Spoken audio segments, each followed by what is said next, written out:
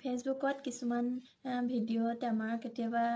copyright লাগি যায় আৰু আমি গমেই নাপাওঁ আৰু ক'ত চাব লাগে আমি কপিৰাইট লাগিলে ক'ত কেনেকৈ গম পাম সেইখিনি আজি মই আপোনালোকক কৈ যাম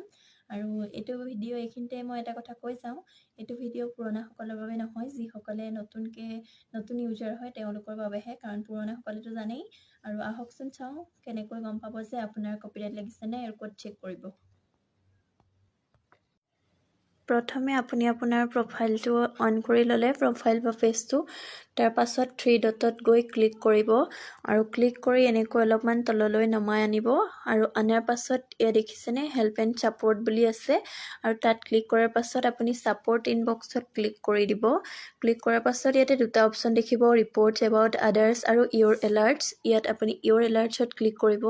দেখিলেনে নো ভায়োলেশ্যন মানে আপোনাৰ কোনো কপিৰাইট নাই আৰু যদি ইয়াত কপিৰাইট লাগিছে তেনেহ'লে ইয়াতে ভিডিঅ'টো শ্ব' হৈ যাব